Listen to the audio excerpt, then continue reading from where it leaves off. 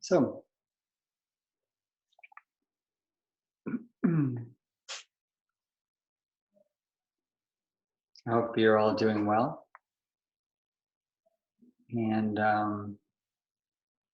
finding some opportunity during this time we have um, at home or wherever you are. Sometimes, ironically, more time gives us less time.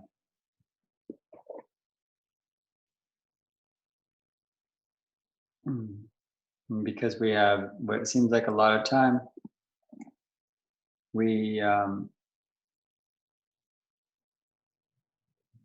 we take some of our inner commitments more casually. Because I think I have a lot of time,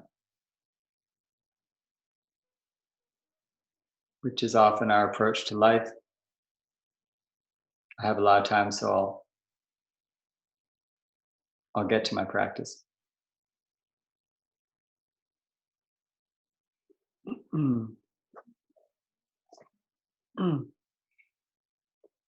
That's called delusion.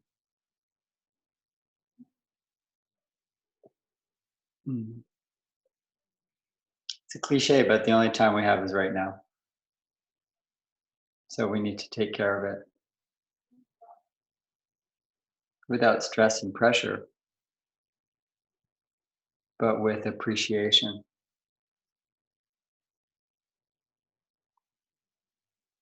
So there's a certain quality that we can um, awaken, which is motivating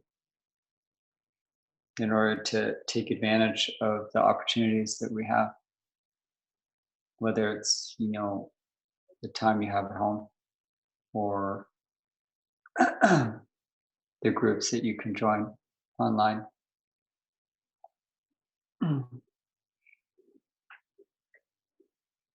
Yeah, it's appreciation.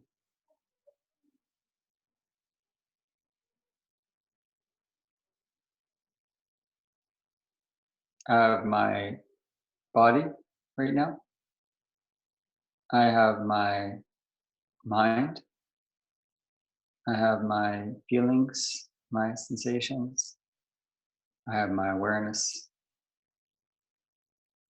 I have different paths and practices that I can um, more consciously pursue and cultivate.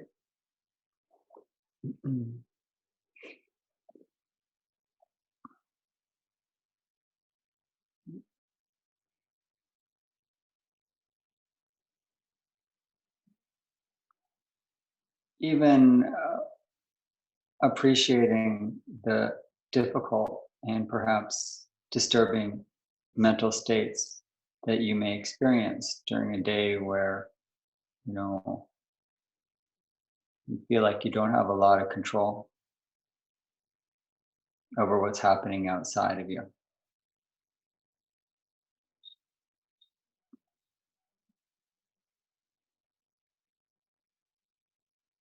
So you turn your attention more inward.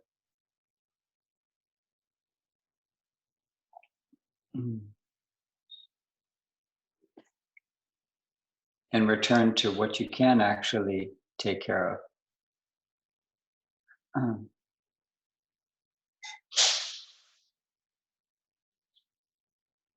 So this is what I wanted to explore a little bit this evening with you, is what actually we can take care of.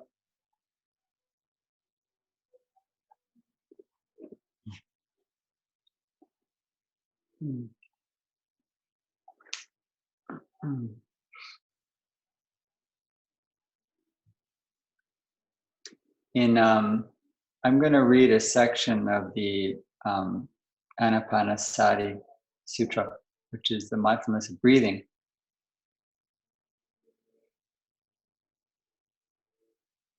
And it's some basic instructions for something that we can actually take care of. And that's the awareness we bring into our breathing, into our feelings and mental formations, concepts, into our states of mind, and awareness of change.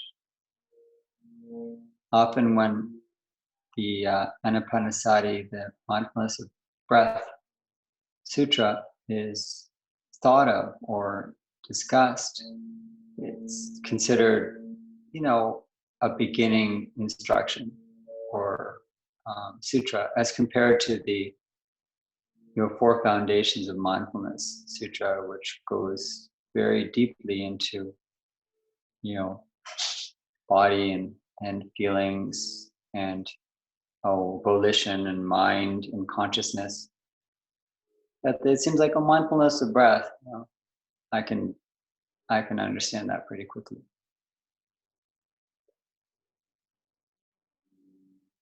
But when we look again, we see there's actually a lot to take care of. And it's enough. So the some of the things that we take for granted, especially in the teachings, we think, yeah, I know how to observe my breath.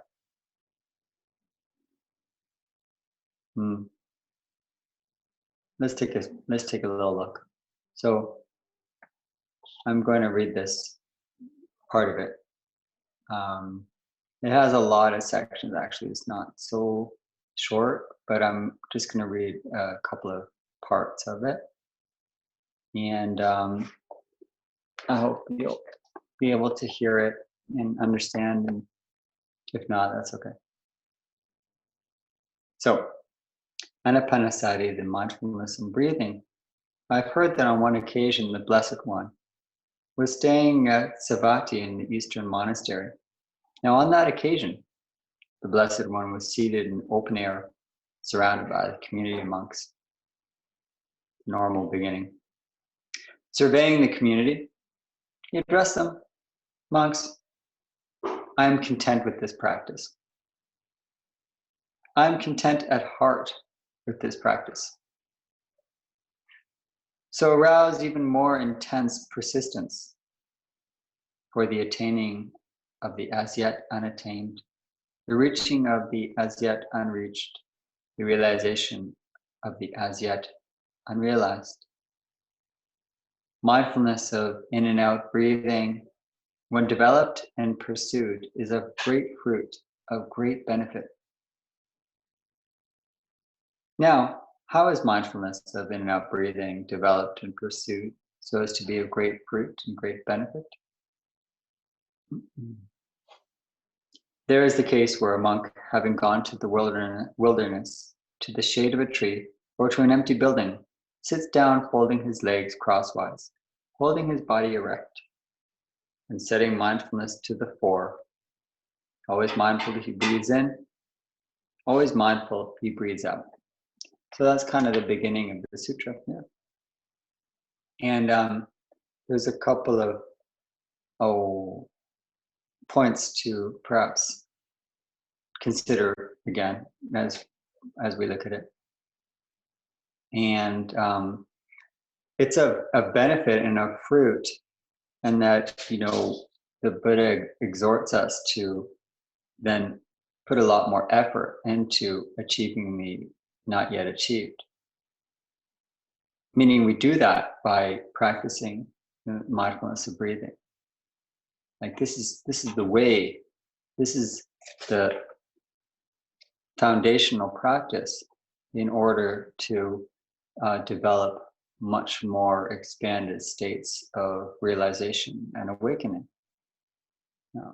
So it's not what many consider a beginning practice. It's what we begin with, and it's what we do in the middle, and it's what we do in the end. It's a complete practice. So we should take that really, to heart. And this is why the Buddha is expressing it in this way. It leads, he says later on, how it leads to these 7 factors of enlightenment. These different states of mind and different states of rapture and joy and all this, that really, and concentration and so much, expanded mind that really is founded on this simple yet profound practice. And as he instructed, you may not be in the wilderness. You may be in the wilderness, but there's also, being in an empty building, which is also, right there is a recommended place. So we kind of have some good conditions set up for us to practice this mindfulness of breath, of anapanasati, right? So you may notice that, I've been appreciating, it's not always going to stay this way, but the city is quieter. The neighborhoods are quieter. Not for the best reason, but so be it.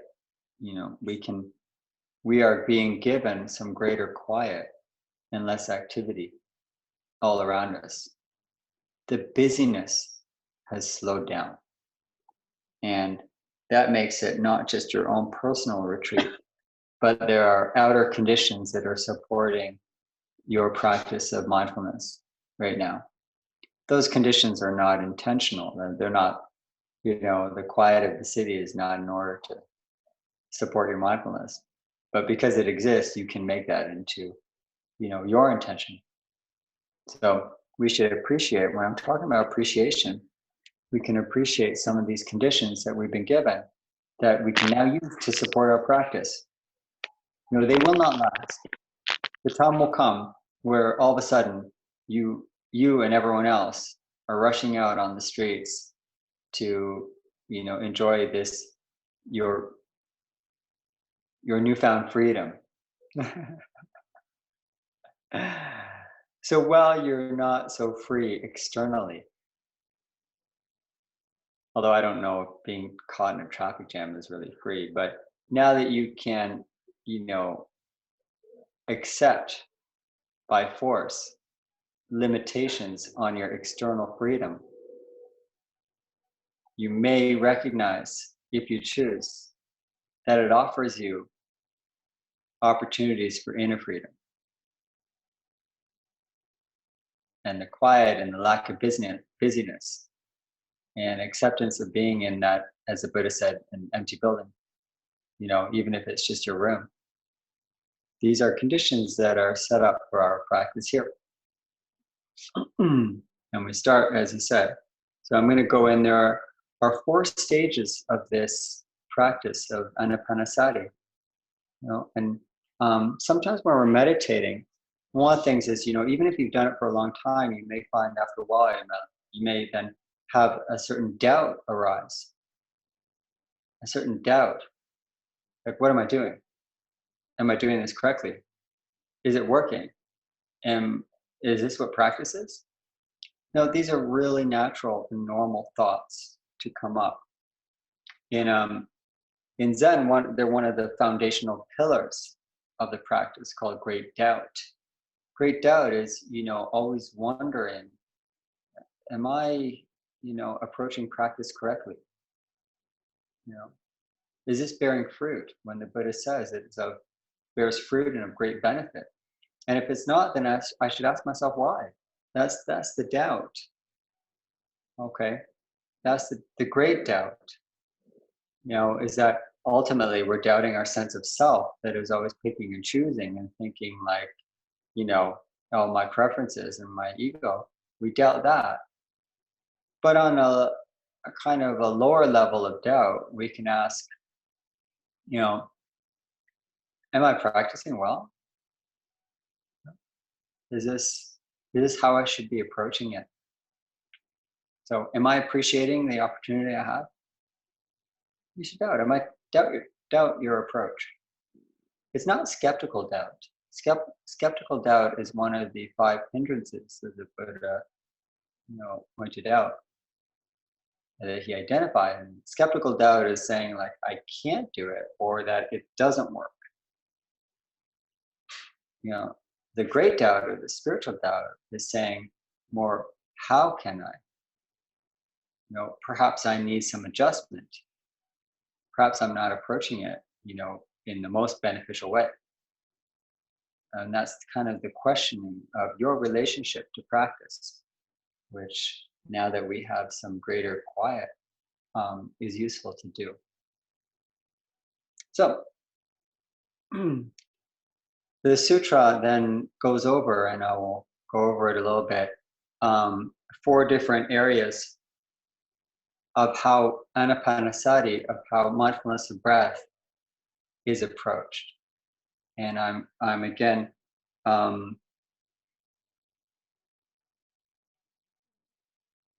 emphasizing that when we talk about mindfulness of breath, the breath involves a lot.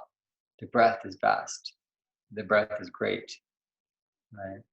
The breath is subtle. The breath is, the basis for awakening. But it's not the breath we think when we say breath. It's like in the Zen koan, ordinary mind is the way. Well, what is ordinary mind? So here we can ask ourselves, well, what is breath? Mindfulness of breath. Not necessarily what I thought at first glance. And that's why we have the sutra, to help us understand the depth and subtlety of breath. And that's why most meditation systems do use breath as a real central practice and tool, for your awareness. So in this sutra, the Buddha explains breath in terms of body, breath in terms of noticing sensations and feelings and mind formations, breath in terms of mental states and thoughts, and then finally breath in terms of cessation, arising and falling of impermanence. All that is in the instruction of mindfulness of breath. So that's why I say it's big, it's vast, it's deep, and it's subtle. And it's a practice that is just simply starts and approached and accessed by stopping, finding a quiet place, and observing breath. So let us continue. And if someone has a comment or question, just say. I don't have the chat option right now, so you're going to have to actually say it, because I can't read the screen. I'm on a different device. So you're invited to interrupt me. If someone prefer to write the chat, so I can read it. So if someone prefer to write Thank you. If you want to keep quiet, you can write. I'll get the message. But please ask if something, if you want to say or ask. So, breathing in long, he discerns. I mean, he like sees, he notices, I'm breathing in long. Or breathing out long, he discerns, I am breathing out long. Or breathing in short, he discerns, I am breathing in short. Breathing out short, he discerns, I am breathing out short. He trains himself. Okay, so far it's so good, right? Like, we get that. And it's not necessarily a sentence that you're forming in the mind. It's more just a discernment. Discernment is just a sort of a mindful awareness. I mean, if you need to say it in the beginning, then, maybe that will help you. But eventually you let go of those words. So you're just noticing short or long. And one of the reasons he says this, I believe, is because there's no preference. It is what it is. Sometimes it's short, sometimes it's long, sometimes it's deep, sometimes it's shallow.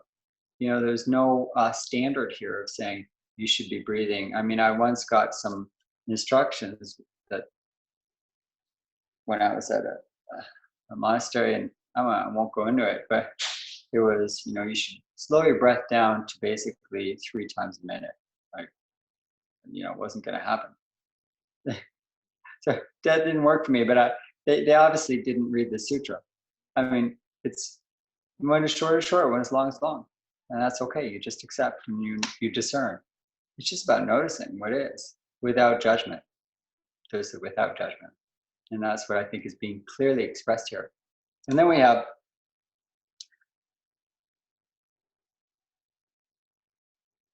he trains himself. This is in the same section of talking about just the breath of body. He trains himself. I will breathe in sensitive to the entire body, meaning like you're aware of the entire body while you're breathing in. He trains himself. I will breathe out sensitive to the entire body. He trains himself. I will breathe in calming bodily, awareness, fabrication. He trains himself. I will breathe out calming body, fabrication. That's really interesting, okay? Because all of a sudden, within a breath is body, You're realizing this harmony and this unity, that as you're aware of breath, you're also aware of body. It's not an either or relationship. Like I'm just going to notice body sensations. I'll start with breath. I'll go to body. It's I'm breathing in. You're aware of the breath. Because otherwise, how would you know you're breathing in? I'm aware of breath. Then I'm sensitive to how I perceive my body, comfort, discomfort, sensations here or there, sounds, skin, temperature, itchiness. I'm aware of that. And I breathe in, calming my awareness of the body. Sometimes you notice the body and it starts to create some agitation. You start to feel a little bit like, oh no, there's pain. What am I going to do? Right? Like this is only going to get worse, and it's going to block my practice. So I better, I don't know. But as you breathe, you can relax your body. You can calm your body as you breathe. And when you keep still, and that's the function of stillness, is that in stillness and observing breath in that stillness, the body calms. It may take a few long minutes, and there may be some pain that comes and goes, but your body and mind calm within that stillness. But you breathe with that intention. There is that intention. I breathe in and I'm calming my body. If you notice a place of pain, if you notice a place of tension, you breathe in there. When we say breathe into the tension, we mean just doing what the Buddha said here. I breathe in, calming body fabrication, meaning how fabrication is like how I'm aware of my body. You're aware of your body, meaning like you're kind of creating the image of your body in your mind, right? Being aware of the body is to have an awareness of an idea of the body. I have an idea of my shoulder, the shoulder's hurting. There's just the pain, but there's also like my ideas of the pain. Like, why is this happening? Is it going to get worse?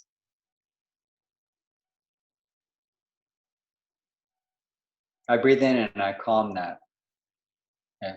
This is part of the practice. You don't force it, you just allow it. By observing in a non-judgmental way, discerning, you can calm body and mind.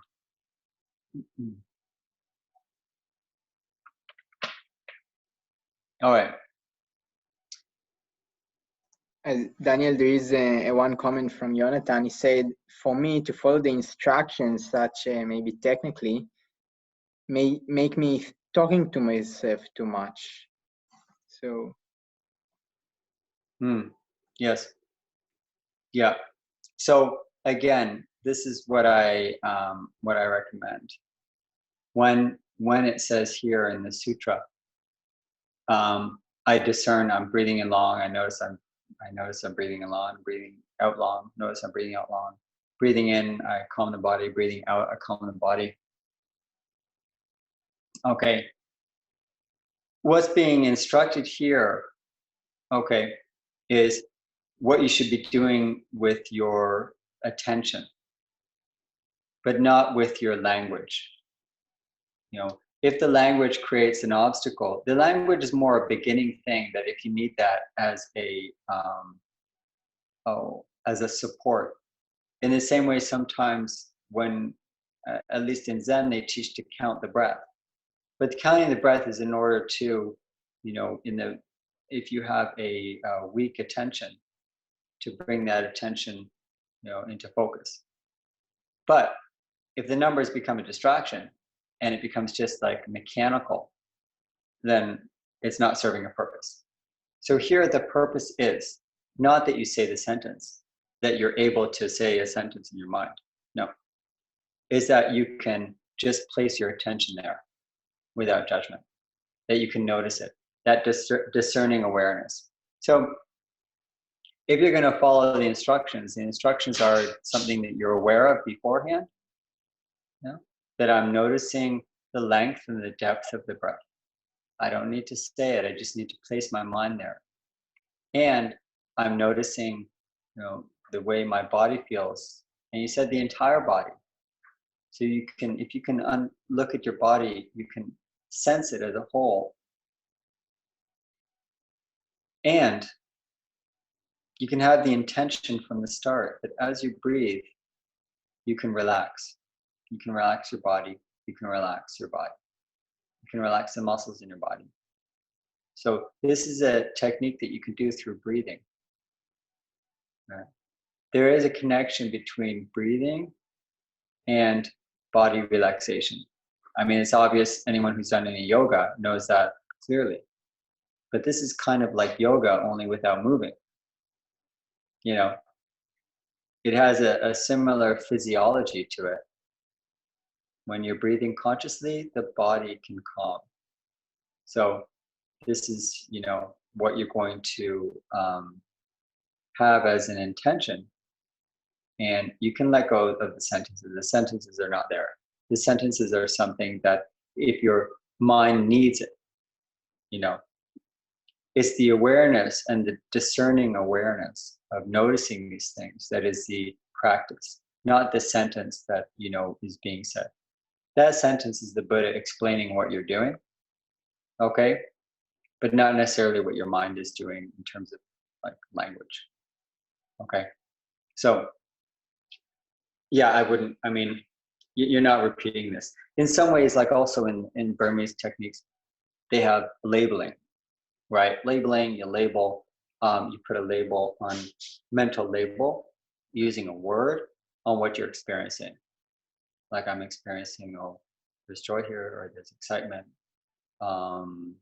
There's judging thoughts of like the person sitting beside me, or, you know, planning, or I'm thinking about the past, thoughts of the past, thoughts of yesterday. I mean, there's that type of labeling going on. Itch on my knee, pain in my back. You know, now that, again, that's a technique that some people find useful. And some people find that they get stuck on that words and they're always having to come up with like a word to label something. And then instead of being aware, the focus is on finding the right word, which kind of is, you know, unhelpful. Okay. So I would say know and read the instructions beforehand and then do them without the words when you can. Now, Someone else wrote a question. I saw it pop up. So Eli, I'm like I don't know, in the radio, you know. Okay, so we have a question from a listener, Eli. Sometimes, while sitting with my eyes closed and concentrating on the breath, a sensation of suffocation arise. What do I recommend it to do?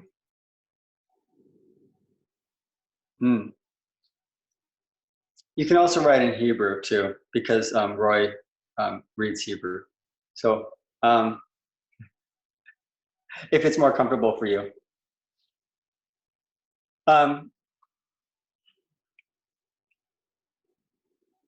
Yeah, so that you may notice if it comes up, okay,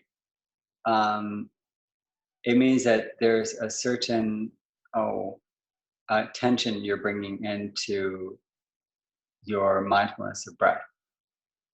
Right? So the focus on the breath then is more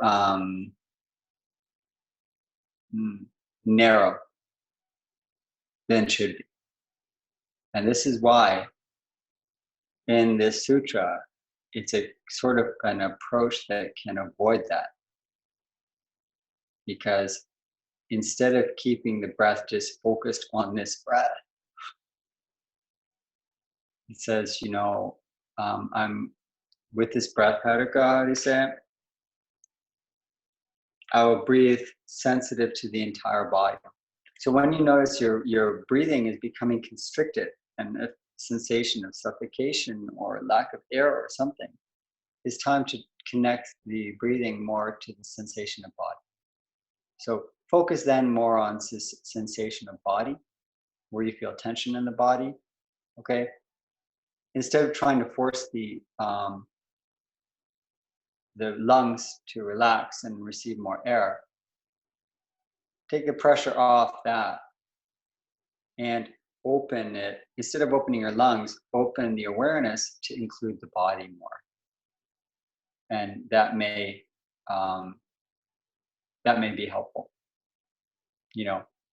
So it's not avoiding the problem, it's opening it so it can include more. And this is a real important point here with the sutra, is that the breath is being opened to be very, you know, wide, and not just the narrow, you know, points of my stomach and my chest and points of my nostrils. The breath actually is like mindfulness breath. Right now, I'm going to include mindfulness of be sensitive to my whole body. So, you know, when you're focusing on the breath, discerning the breath, when you're discerning the breath, meaning you notice the breath, do you notice your feet? Do you notice your ankles? How's your forehead? What's happening with your scalp? The back of your neck? Yeah, there's a whole body. Are you sensitive to that? To the body sensations? Okay, and see when you include that in your mindfulness of breath, then you may notice that the breath is bigger.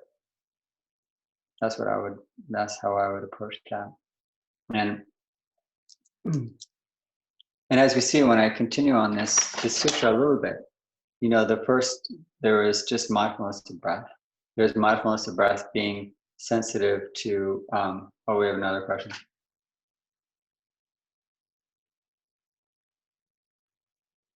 דניאל, שאלה נוספת, זה בסדר עכשיו?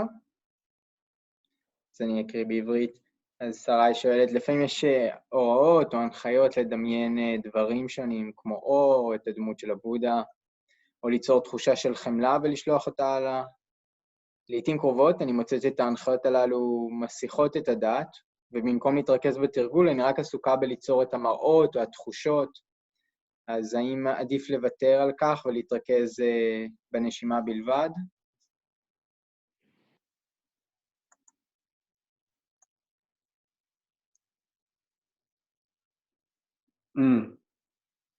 I think I kind of missed the beginning part.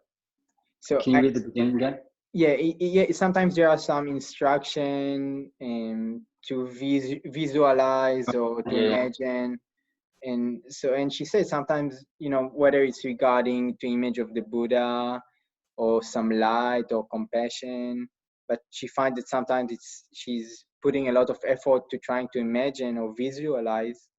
And so maybe it's better just to focus or to contemplate on breathing and maybe the relation between the two approaches. Yeah, I would say that if you're doing visualization without breath, you're missing the ground, right? And this is why I think the Anapanasati is like the ground or the foundational practice. And it's not that we graduate from this to a higher level. It's that we build on it other practices, but it's always there, right? It's not we say, okay, I'm going to go from Anapanasati. Okay, like I've got my breath under control. I know how to really, it's pretty elemental and, primary. So now I'm going to go to a more advanced practice. Well, as the sutra is explaining that, these other awarenesses are still including breath, then you may want to start with breath, have that, established, include body, and then include whatever visualization, but you should always be beginning your meditations with the breathing. I remember being in some Tibetan centers where they were doing these really very advanced initiations that I totally didn't, feel like I could do. But the process, I mean, that was like a couple of hours into it, but it always began, every meditation always began with establishing mindfulness of breath, securing samadhi. And then with that, it's not like now I'm going to stop doing that. That continues. And then you include other things. So when you feel that is somewhat established, then include the visualization. And it doesn't mean that, okay, then I'm going to be set for my 10, 20, 30, 40 hour long, however long I take. You may find that while you're visualizing that you start to become more narrow on that. And then it's time to, go down and take care of the foundation again. And then establish that. So the mindfulness of breathing is not something we establish once in a session. We continue to establish it and return to it with each breath and make sure that it's there and we're discerning it and then widening it to include other things. But you see, it's like, it's built on that. It's like these legs of the table, and then we put other books on that table, but those legs have to be secure. So it's, again, I'm avoiding the either or choices here. Like I'm either going to do that or that. It's like you should start every session with mindfulness of breath. Expand it to include body sensitivity. And then whatever other practice you think is going to be helpful for you that you've committed to and learned. So that's what I would recommend. Yeah. And as we see here, I just want to continue a bit with the sutra. We talk about these foundations, and I mentioned the pillar of doubt in the Zen, and they have these three pillars: great doubt and great faith and great zeal or determination. Yeah. And they are the three pillars that hold up this platform of our sitting. So if we're sitting on something, you've got those three pillars. And the doubt Am I doing this well? And so when you ask that type of question, that's the great doubt. That's saying, how can I really establish my practice well? That's what you're asking. So that is establishing great doubt. You know? And then every sitting and every time we practice and every day, we should be asking that question. That great doubt is liberating, is to be able to always come to the beginning and say, I'm not taking my life for granted. I'm not taking my practice for granted. I'm beginning again now. How can I do this well? You know, how am I going to take advantage and appreciate this day, this sitting, this practice, this teaching? So, so this is, when that's the great doubt, and the great faith is being able to find some confidence that even when I doubt that I'm doing it well, I have faith that I can. As a sentient human being with the Buddha nature, I can fully realize this truth and this practice. And that's why I'm doing this, because I have faith that I can. Many have realized it, many sentient beings. I was born a human with all of these privileges, and therefore I will find the faith in this right mind, that I can do it. Even if I'm at the same time wondering, how the hell do I do it? Am I doing this well, correctly? What can I do? That's balanced by the faith that I can do it. And then you have the great zeal, which is, kadima. So,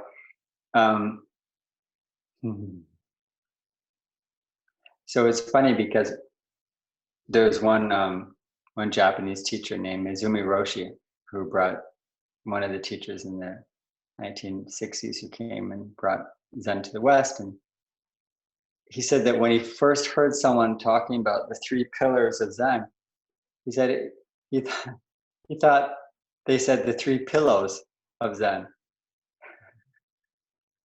The 3 pillows. And he thought, well, that makes sense, because the Westerners needed such a high platform to sit on that they needed 3 pillows to sit on.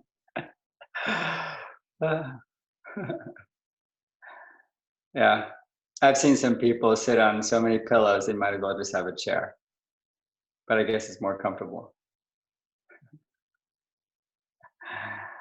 3 pillows.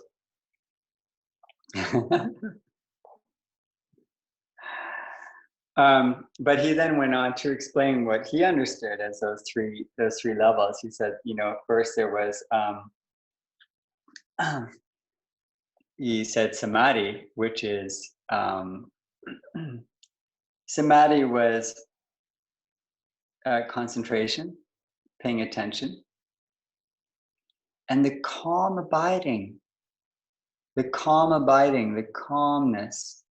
that comes from paying attention. And that's what the Buddha specifically mentioned in the sutra, where he said, sensitive to body, I breathe in and I calm the body. So that's samadhi. Samadhi is not just being aware, because you can be aware and really nervous and upset and you're super aware, but it's kind of neurotic awareness, right? Meaning it's causing you distress. When I say neurotic, it's causing you upset. You're aware and it's perpetuating stress. The awareness here is creating calm. And that's samadhi. Samadhi is when you have focus and concentration, and a fruit of that focus is your body and mind become more calm.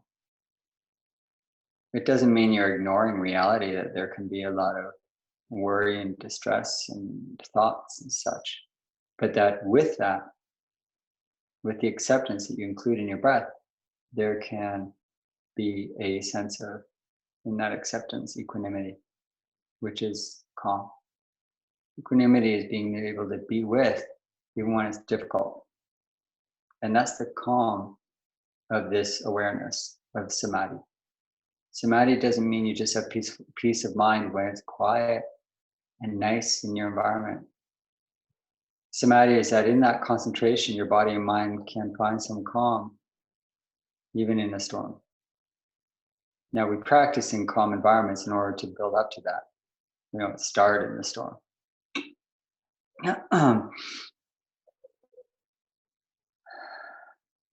So the 4 steps of practice, and I mentioned this yesterday in the talk, was that at first we are listening to the Dharma. We expose ourselves to the teachings. We listen deeply, consciously, active listening. Right? It's not like listening to music in the background. We listen because it matters. That means we're seeking out the Dharma. It doesn't just come on its own. We actually have to want it. So we listen to the Dharma, this is the first step. Then we reflect upon its meaning. We reflect, what does this mean actually? What does it mean to, when I read, I breathe in sensitive to the entire body. He trains himself. I breathe in calming the body. And I have to train myself to do that. What does that mean to train myself to breathe in and calm the body? So I reflect upon that and I compare it to my experience. And I think about how it relates to my life. So that's the second step of practice. The third step is that we actually actively practice it. That we take these instructions and I sit and I say, okay, now I'm going to practice anapanasati, and I'm going to try to, breathe mindfully and to cultivate a sense of samadhi, which is calm abiding and equanimity. And breathe in without judgment and to notice my body and let the body settle. So that's when I actively say, okay, I'm making a sort of commitment to the practice in an active way. I want to bring it into my life. I want to see how it works. I want to see how I can do it. So there's listening to the Dharma, there's reflecting on the Dharma. I hear it. What does it mean? How do I do it? I try to actively, cultivate these states of mind in me. And then the fourth stage is realization or actualization, where it's no longer, a separation between you and the teachings, but you're realizing the teachings as, who you are. And that fourth stage is not the one you consciously do. The 3 stages of practice, where you seek out the Dharma to listen, you reflect upon it, and then you actively try to practice it in your daily life, in whatever situation you may find. Those are what you can, bring volition and will into. But the full realization then is just the product of doing that. That's the final stage of practice. And that's not something you pursue, that's something you allow. That's something you allow by not getting so fixated on your sense of self. So the main obstacle is our personal sense of self, but that's beyond this right now. So I want to continue a tiny bit more, all right, with the anapanasati. Read another little bit before we stop and have a short sitting.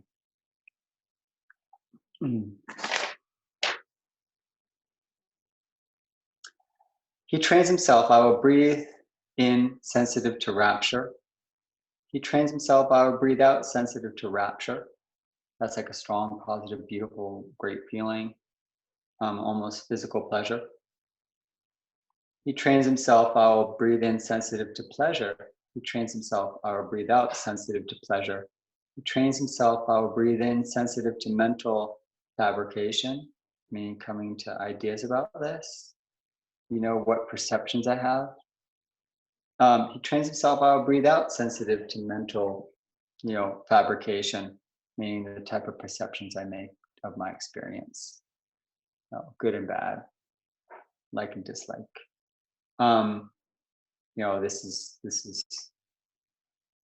is interesting and really widening our scope of what breath is. He trains himself. I will breathe in calming mental perception. He trains himself. I will breathe out calming mental perception. So now we see that when we're talking about anapanasati, mindfulness of breath, as you breathe in and breathe out, it's not just calming the mind, the body, it's calming the mind. Not by actively saying, calm down, mind. Like, why are you so upset? Calm down, calm down. Telling yourself to calm down will result in the opposite. But what, or especially someone else. But what you do is through repetition, you notice that when you do not get actively involved in your states of mind, but you turn your awareness to simply observe them without judgment and interference, without grasping or rejecting, without aversion or attachment, then the mind calms down and settles. The classic example given in terms of samadhi is of a bucket of muddy water. And as you're walking around with it, the water is all brown. When you set it down, let it sit. And after a little while, the water becomes clear because the mud has settled to the bottom. So you want your awareness to be transparent, to be clear, like that water in the bucket. And that is the natural effect, the natural fruit of the aware mind, is that it becomes more clear, transparent. You see through the crap, it settles.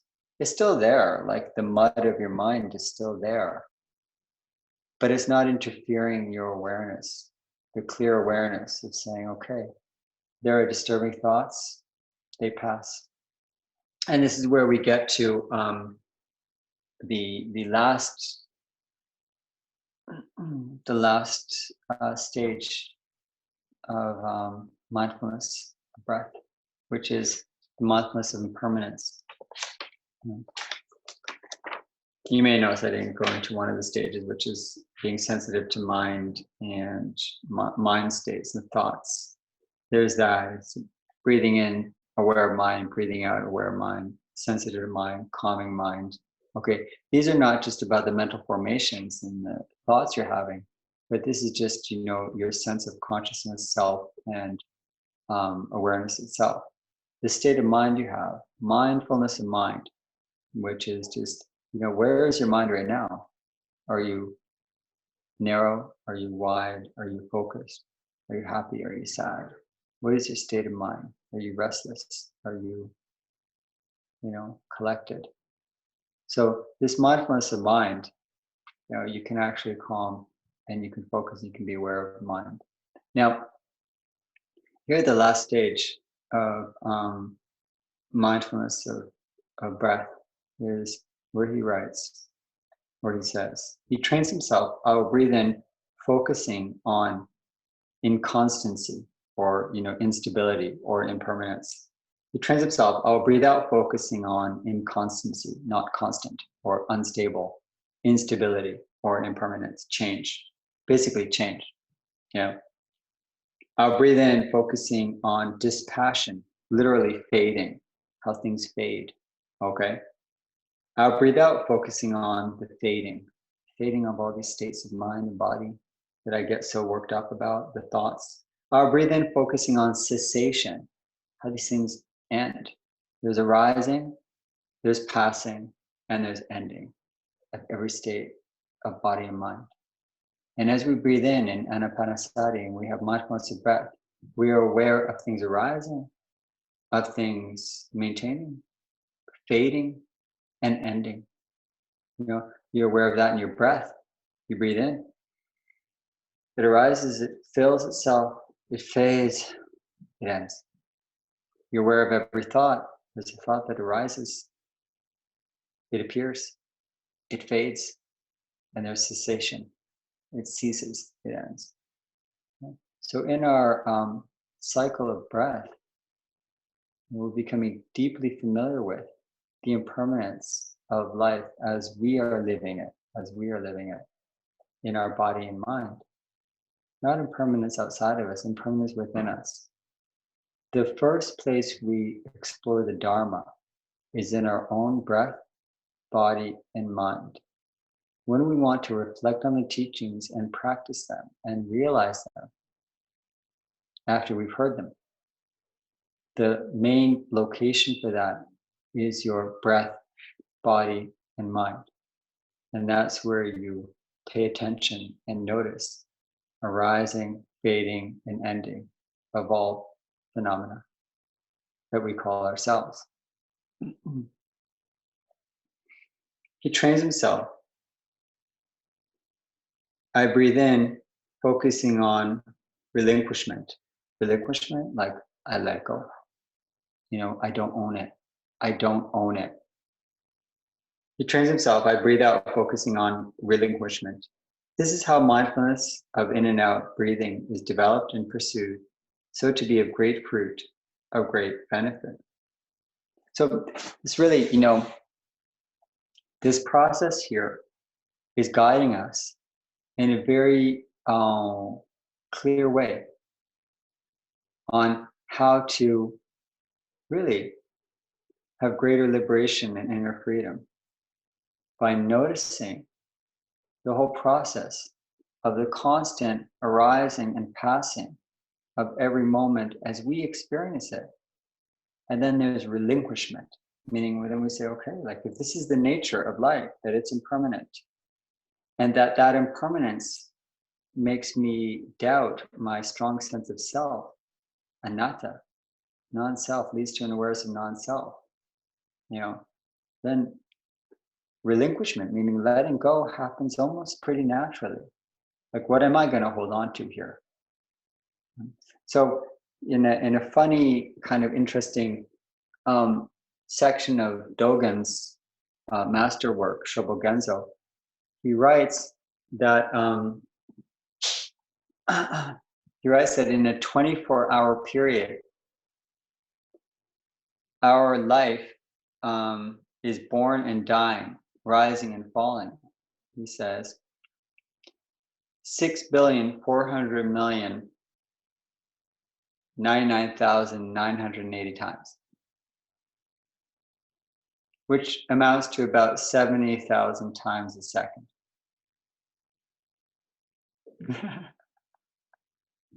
How he came to that number, we'll never know.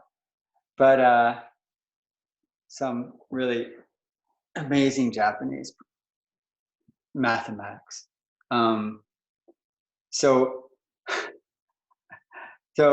But what he is suggesting by this kind of fanciful equation is in every moment, things are changing so fast, we will never notice it. Our minds are not, aware enough to notice the rising birth and death, the cycle of birth and death, and samsara nirvana, of, the total birth and death of mind phenomena so fast, 70,000 times in 1 second, 6 billion a day, that it seems to us like a constant movie. It's like watching a movie where you don't see the different images when really it's just 36 frames a second. But instead of seeing 36 frames a second or 7,000, we just see a constant, solid, fixed self. We see a solid entity, but just like that moving film. And, if you slow down the film a bit, you start to notice that it's changing and it's not, this fixed thing. So that's something we do in our mindfulness of breath, is that we slow down. We observe breath as breath, short or long. We observe body in the breath. We calm the body as we're aware of it, and we sit still. We observe feelings and sensations. We observe mental thoughts we observe states of mind. All of this in the context of the breath.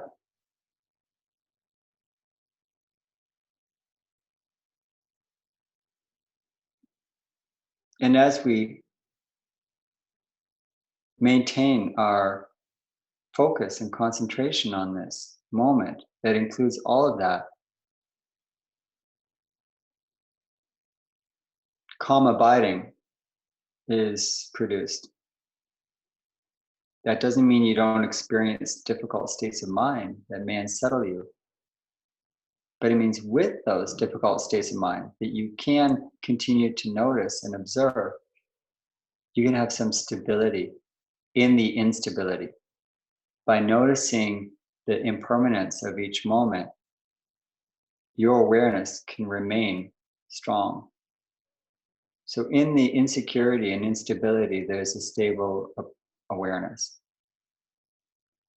So what we're doing is we're having faith in something that is, secure for us. And we're doubting what's insecure. We're doubting the truth of changing phenomena. And we are securing our faith in the awareness of our sentient mind. So the great doubt is in all of the phenomena that we experience, that we take as me and mine. And the great faith is in your clear awareness that is transparent and pure. That it's just a breath away. That in one breath you can access it.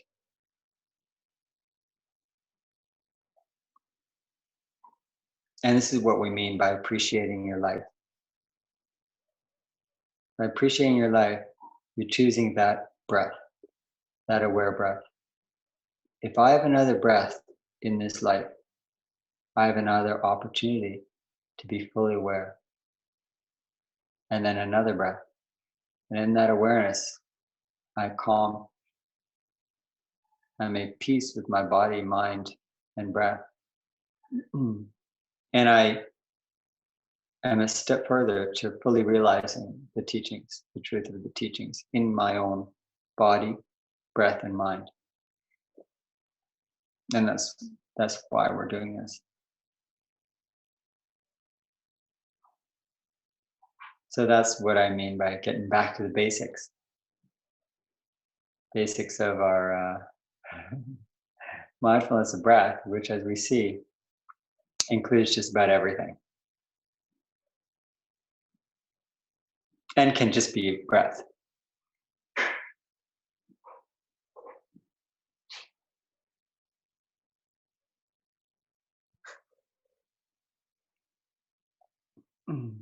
So,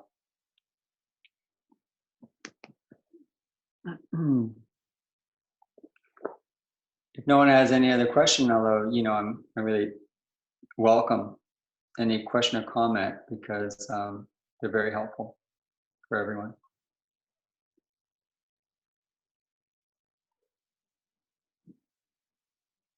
Otherwise, we'll take a couple minutes now to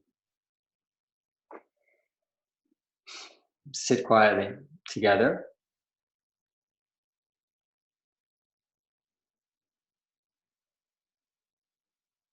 So find a comfortable place, please, in your body and mind.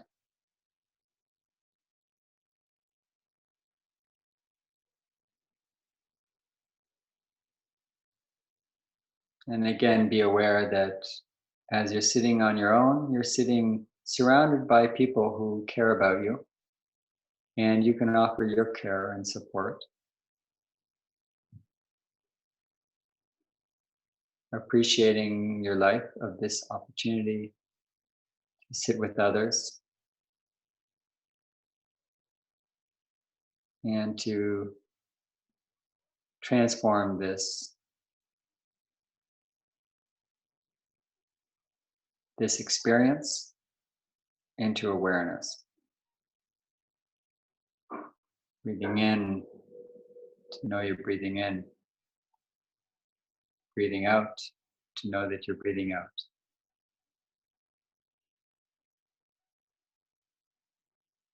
Breathing in to feel and be sensitive to your body. Breathing out, be sensitive to your body. Breathing in, I calm the body. Breathing out, I calm the body. Breathing in, I'm aware of my mind and all that arises and passes. Breathing out, I'm aware of my mind and the arising and passing of thoughts. Breathing in, I accept it and I let go. Breathing out, I accept it and relinquish my ownership, my hold. I let it be, I let it be.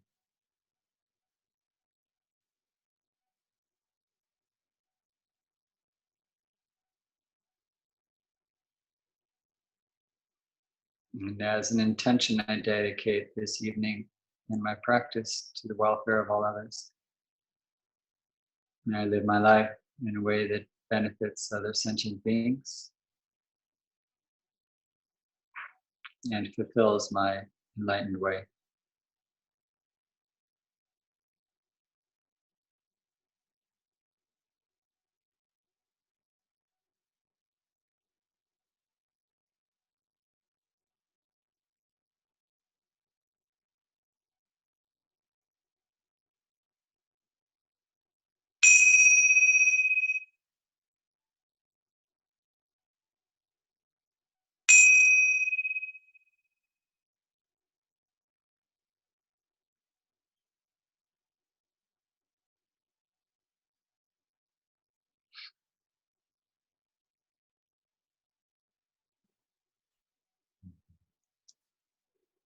I want to thank you for your practice tonight. I was really happy to be with you. תודה רבה, דניאל. תודה על השיחה ותודה רבה לכולם. טוב לראות אתכם. מקווה שאתם בטוב. אז ניפגש עם דניאל בשבוע הבא, ואנחנו ממשיכים כרגיל כל בוקר וערב ב7:30. So we are continuing as usual each morning and evening at 7:30. Meditation, some chanting, and in the evening we also read something. In the next 2 days it will be Moshe that will be leading the evening meetings, and if someone else wants maybe to lead a meeting, so you are more than welcome. I think we're going to have a lot of evening meetings now, so great seeing you all. תודה רבה, דניאל. Thank you. Have a good night and a good week, everyone. תודה רבה.